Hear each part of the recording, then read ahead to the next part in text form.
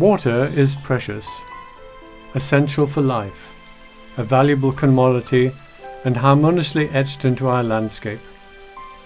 It flows like a lifeline through the whole of Europe. Rivers are highly sensitive ecosystems that must keep flowing to make life possible for humans, for all animals and plants. Unfortunately, our rivers are no longer free-flowing. Today, European rivers are dotted with dams, locks and hydropower plants. At the beginning of the last century, and ever since man has begun to use hydropower to generate electricity, more and more hydropower plants have been placed in this highly sensitive ecosystem. Widespread opinion says that the generation of renewable energy from hydropower is green and environmentally friendly. But just how green and environmentally friendly is it really?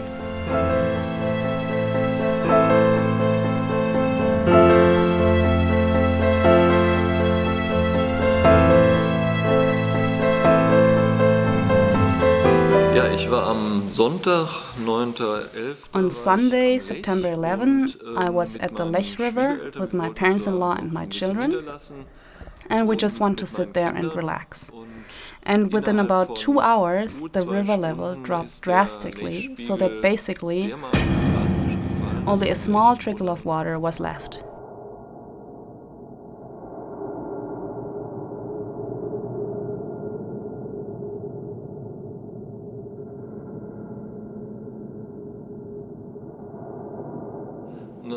And when my children and I looked at the dried up areas, we found dead and dying fish in puddles everywhere. So my kids and I picked them up with our hands and threw them back into the river, or rather into what was left of the lake. This was such an awful and sad sight. So many fish had died, and at the same time the channel that was diverted into the city of Gersthofen was full of water. And when my father-in-law and I walked further along the lake to the dam of Gersthofen, we passed a gigantic puddle that bubbled. And my father-in-law said, "Look, there's gas rising upwards." But when we had a closer look, we saw that this was not gas, but a shoal of dying fish. And my father-in-law said, "Yes, nature is cruel." Then I said, "This is not nature, it's mankind who's cruel. The water is simply being diverted into the channel so that the hydropower stations have enough for their needs. It is a scandal what is happening here, but every cubic meter of water is money, and therefore the water has to be diverted. The Lech and its original inhabitants get only a rivulet, nothing more. It was really a sad moment to see what was happening to water, which was needed to run a hydropower plant. If a small child catches a bullhead and takes it home to watch it, somebody could come along and say, that fish is a protected species.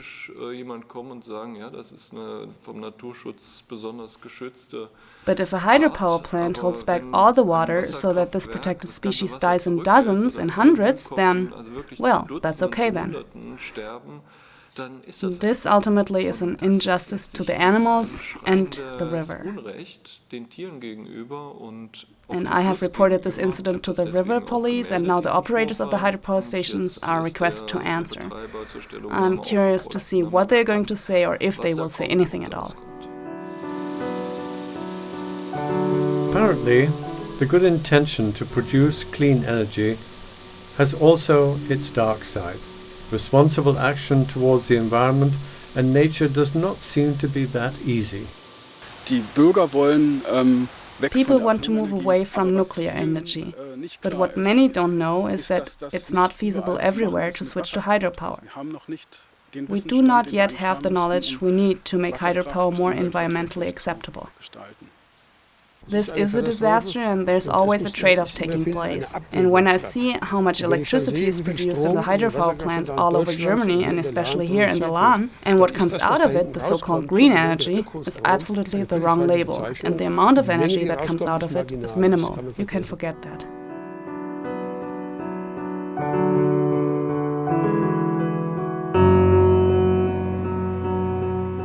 When it comes to European rivers, lots of money is made. regardless of the huge environmental damage it causes. As soon as a stream of water starts flowing, then the monetary stream also flows in the European stock exchanges. Beside the profit that can generate really on the renewable energy, one of the important things is that with the renewable energy, really it's, as the word says, sustainable, means really that we have I would say, a zero impact on the nature.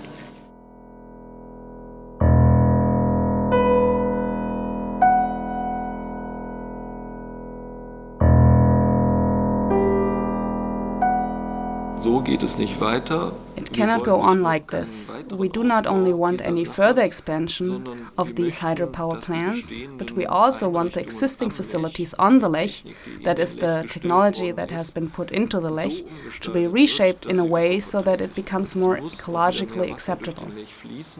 More water must flow through the Lech again, and the freshwater fish must get a chance again, and also the people who would like to live alongside the river must get a chance again.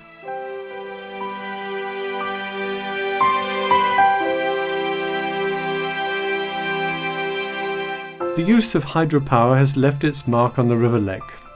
The Lech has been transformed into a chain of dams. In many places, nothing is left of the natural environment of the past. Can you imagine the way it was? The Lech was up to 4 kilometers wide. That means there were countless channels and arms of the rivers, and between these channels and arms, there were gravel and sandy beaches. It was a scenery that we cannot recreate anymore. In Europe, the Lech is an alarming example of what happens if a river is developed radically and systematically in order to generate as much electricity as possible. This method is called hydropeaking. That means the water in the Lech is stored in Lake Forgensee when the demand for electricity is low, for example from Friday afternoon until Sunday, and then on Monday, Tuesday, at times of increased energy demand, the sluice is opened via remote control from the city of Landsberg, and the reserved water flows through the turbines, and the one energy is sold on the European Energy Exchange. So one can generate highly priced energy in the Lech River and sell it, and this is exactly what is being done. The German energy provider E.ON is active in this field. It covers the area south of the city of Augsburg up to the north above Augsburg, and nowadays the energy providers LEW and BEW generate peak time energy in the Lech for the Leipzig Energy Exchange. And that means that the Lech basically is not driven by rainfall anymore, but in reality its water level is strongly controlled by the energy exchange in the city of Leipzig.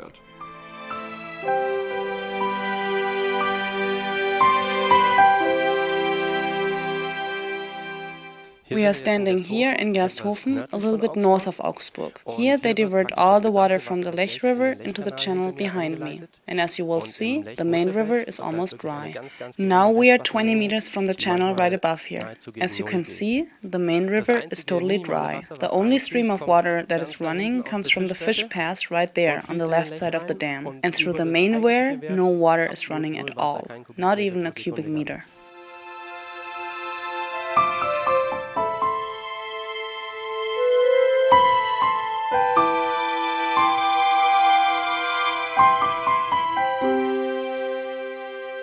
When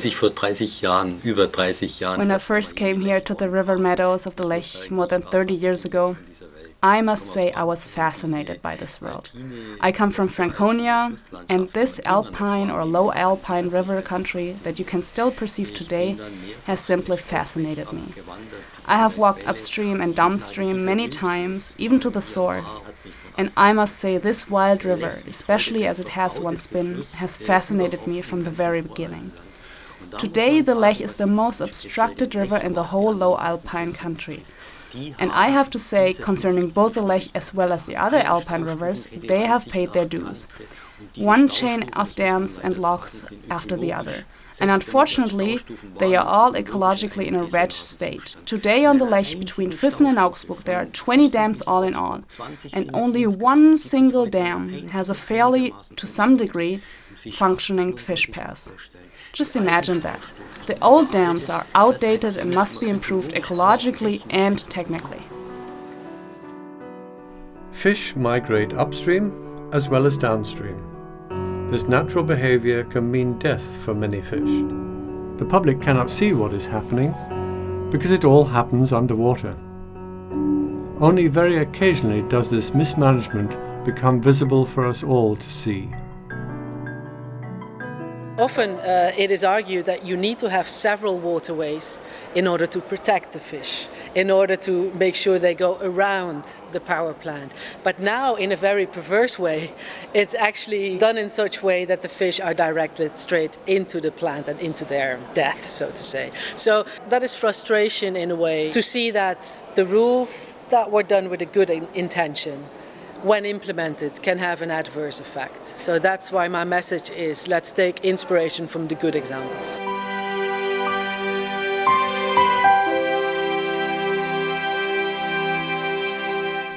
The promises of the hydropower plant operators to protect fish sound good, but often do not function in practice. Gratings are in place to stop fish and floating debris from ending up in the turbines. These gratings are said to be an environmentally friendly measure. However, in the debris we still find the victims that did not manage to use the fish pass. And day after day, the victims of this power production disappear in containers unnoticed by the public.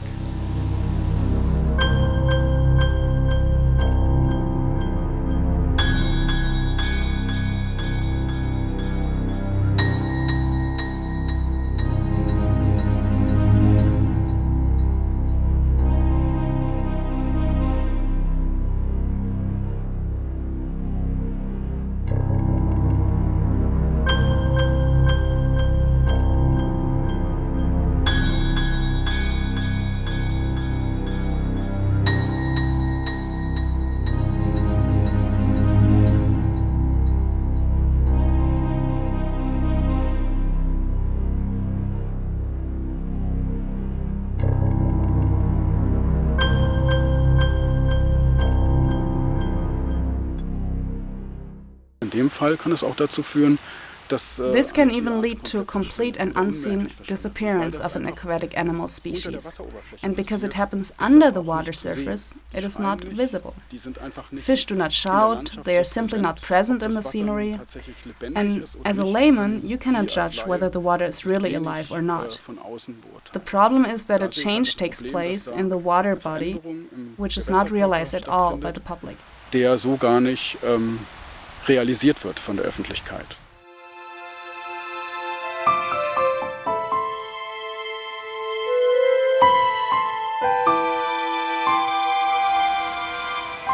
Ein weiteres Problem ist sicherlich. Another problem, besides this desertification of diverted river stretches, is the increase of thermal stress. We are increasingly worried about that. We determine that our rivers have become warmer, and a rise in temperature of 1 to 2 degrees has already spelled the death sentence for grayling. Of course, long reservoir areas contribute to warming as well. That means a rise of the thermal loading in our rivers. And due to the dam-backed water, there's no natural waterborne transport anymore. The gravel spawning species are affected by this. We also detect a rise of the pH values in the last number of years, as well as high algae production. Algae that grow die at some point, and the result is a depletion of oxygen in the water. And algae photosynthesis means also changes in the pH values. That means strong peak pH values, especially during the day. These are also problems that have to be considered in a comprehensive survey and that we increasingly worry about. The fact that hydropower plants also contribute to the development of greenhouse gas like methane is another negative side effect not known to the public. This is a bay in the River Lahn. And when you look at the bubbles, you see that gas is rising up. In this bay, there's a current in the water causing all the detritus to collect on the bottom and rot. With this rotting, the oxygen of the surrounding area is used up fast and methane gas develops. And this methane gas is very harmful for climate protection because it is 25 times worse than CO2. When the supporters of hydropower argue that energy produced through hydropower is ecologically friendly because it lowers the output of carbon dioxide, they forget to mention this side effect. In most of the cases, if we would build new hydropower, whether it's big or small, actually we are doing a major problems for the biodiversity, for the fisheries, for the quality of the water. I hope that we end that stupidity.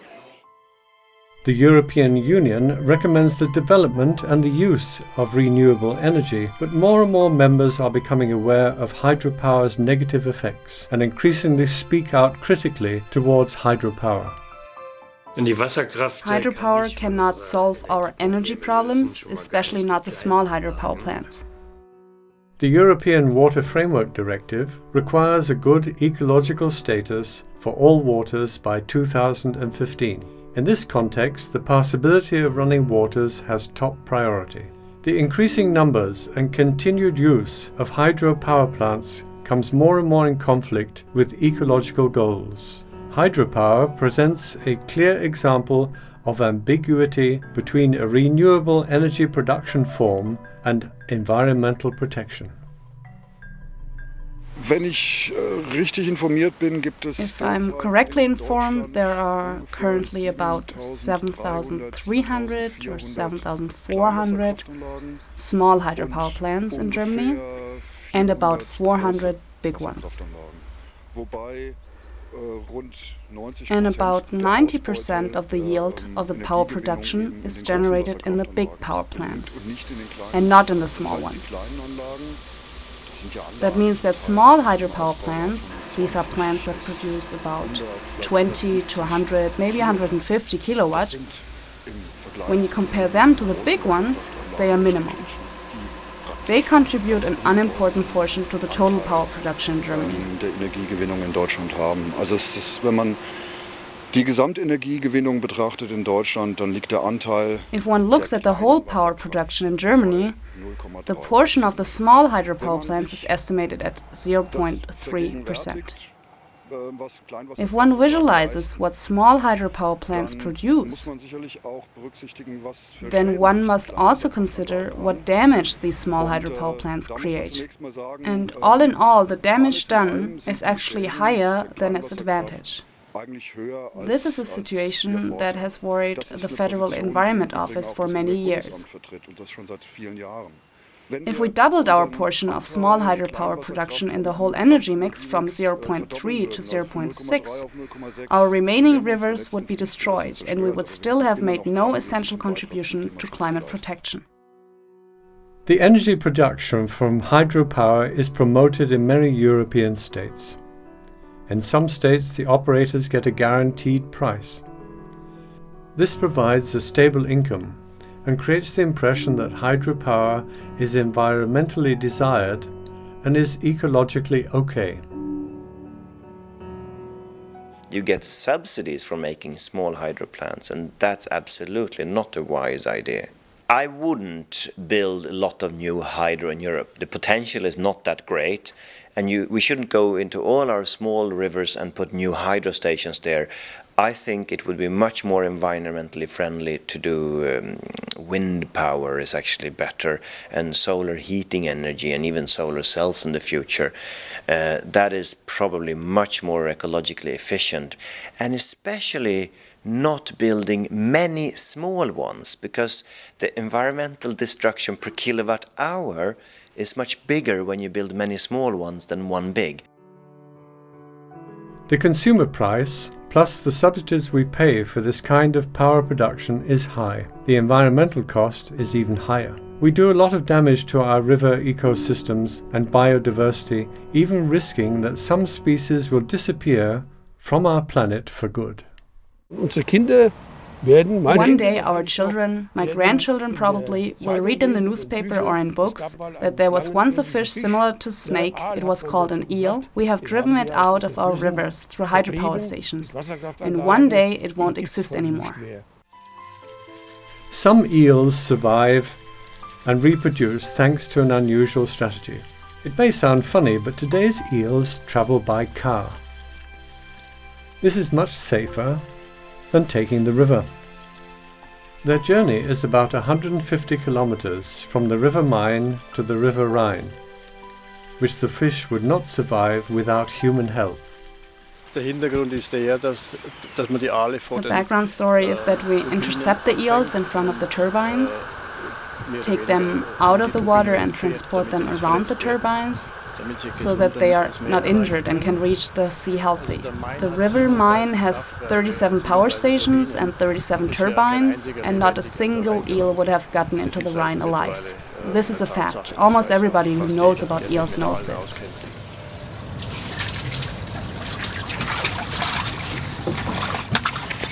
All the fishermen here on the Main River are faced with a bankruptcy. If this project did not exist, we would all have to give up fishing. Right here, this is a typical turbine injury. Do you see that? These scratches on the skin. The spine is broken. He will not survive the trip. Der wird die Reise nicht überleben.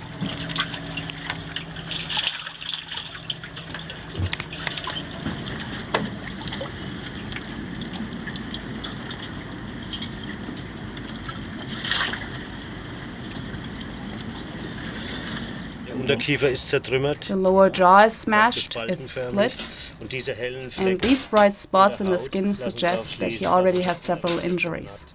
These are turbine injuries. He has vertebral fractures inside. There's blood in the fin. This is mechanical damage. The end of the fishbone lies open. The meat is completely scraped off. Eon, the operator of the hydropower station, pays for this operation. Maybe they do it to ease a bad conscience. I don't know.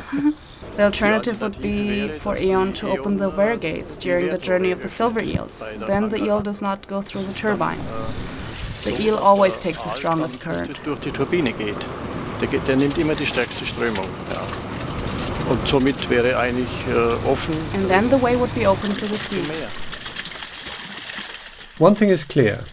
Such a transfer is an exception considering the thousands of hydropower plants in Europe. A final solution to the problem cannot be achieved in this way.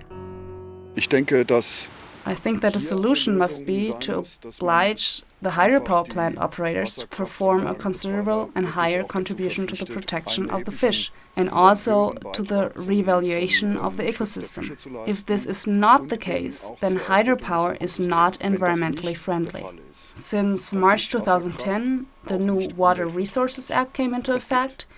This explicitly requires improvements in the minimum channel flow. Of course, this is also a conflict that has to be solved with the operators, because every drop that does not go through the turbine, but through the main river channel, is lost for the electricity generation. But the damages are not only confined to injured fish during migration, they may extend to kilometers of the river. This affects, for example, the barbel region, the grayling region, the lower trout region, and these are highly sensitive natural habitats, not only with endangered fish species, but also with endangered big mussel species, for example. We have the common river mussels and the freshwater pearl mussels in one river system. And when you see what kind of damage the small hydropower generation can do in such a stretch of river, then you can become really fearful when you think of the protection of endangered species. Precisely this could become the European eel's inevitable fate. Its life begins in the Sargasso Sea off the coast of Florida. As a small larva, it travels from there to the European inland waters, where it remains for 12 to 15 years. Then it returns to the Sargasso Sea to spawn, which incidentally it does only once in its lifetime. Other migrating fish species like salmon reproduce in fresh water, then migrate to salt water at sea to finally return to the exact spot where they were born to spawn. Only that way can they lay their eggs.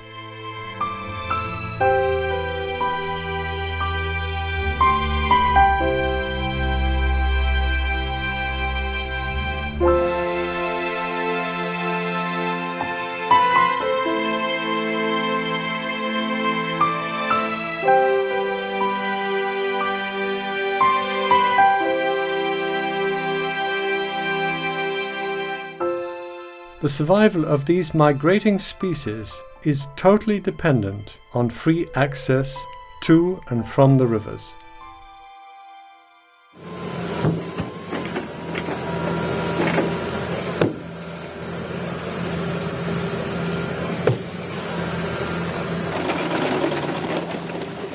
In Denmark, they've completely stopped all the small hydropower stations because the damage is too large. And if you allow all kinds of farmers in their little rivers, countries that contribute 5 to 10 megawatts, compare that to the 20% renewable energy we have to realize by 2020, then really you should reconsider and see that this is not the way to do it.